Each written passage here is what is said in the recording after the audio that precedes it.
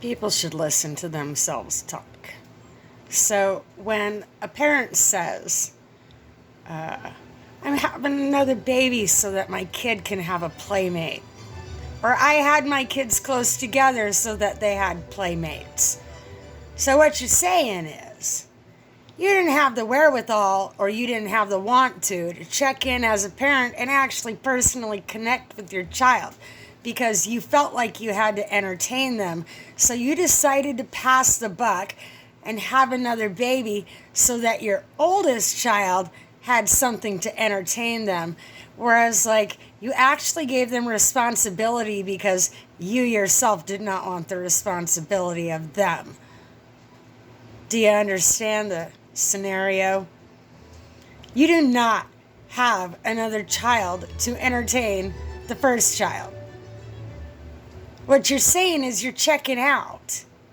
You're just doing it for the show of being a parent. You're just having pups. Children are not puppies. And so, like, even dogs, they like being the only child. They like getting the attention.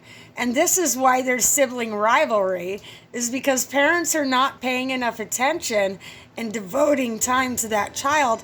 They create another child to entertain them so that that parenting then becomes a part-time job. Because the oldest child is actually the one doing all the parenting.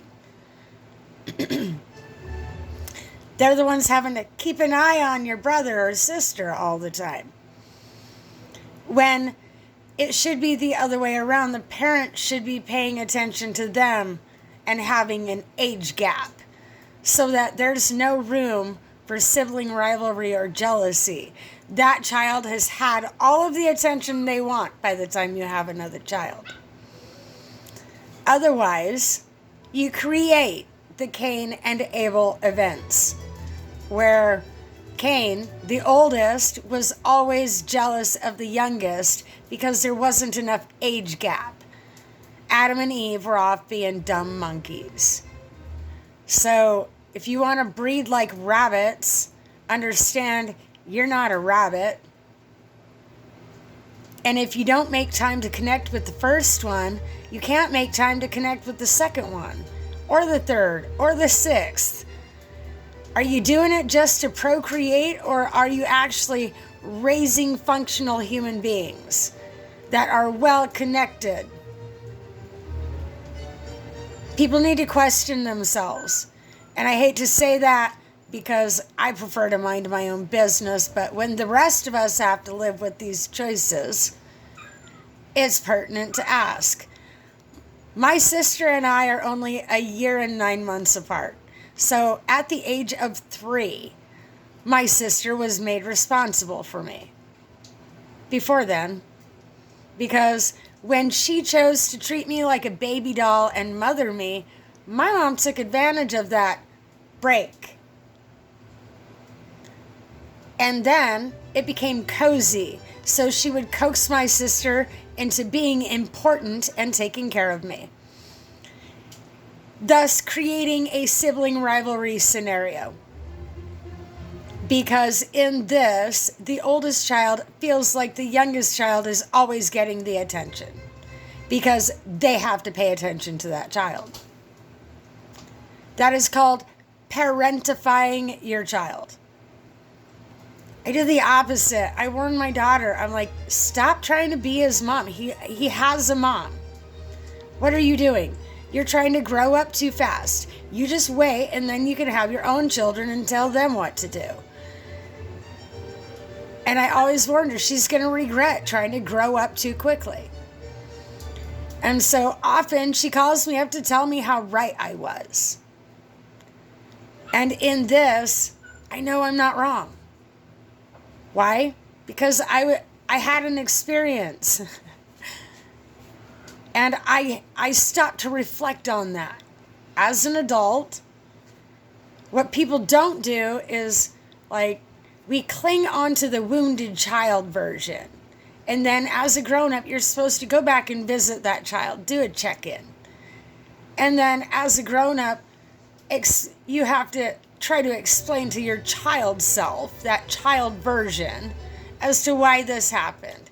and how if they'd have been in charge, like, look at how I raised my kids. You can see I'd have done it different.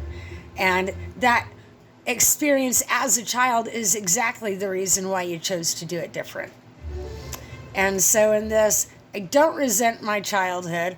I do resent the people that chose to, what I found out. So let's go back a little bit further. What I did was I allowed people to pull things. Normally I bypass that because I smell smoke. But I'd never stay long enough to see if I was right. And so I did an adventure where I allowed people to do things that I normally would have throttled them for. And I did the psychology of these things. And then I did the child healing on this.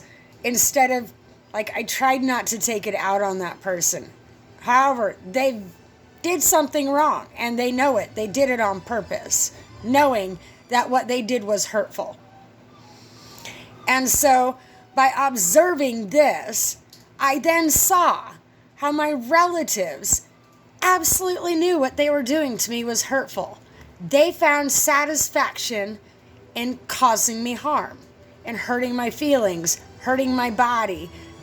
They found satisfaction in not taking care of a child. They found satisfaction in denying love because they didn't get what they wanted out of the deal. My adult experiences support what I experienced as a child. So as an adult, I could then validate that child self and be like, you're right. Speak your piece. And so this is when I let my inner child say what she needed to say as a child. Whoever has to suffer that, they had it coming. That's the way it goes. I took on a series of narcissists on purpose so that I could work these things out, because whatever I had to say, they absolutely had it coming, because I was not the first one they did this to. And so I just, whatever my inner child felt like saying, boom, I let her say it. Why should I regret what comes out of my mouth when someone else does not regret very harmful actions that almost killed me?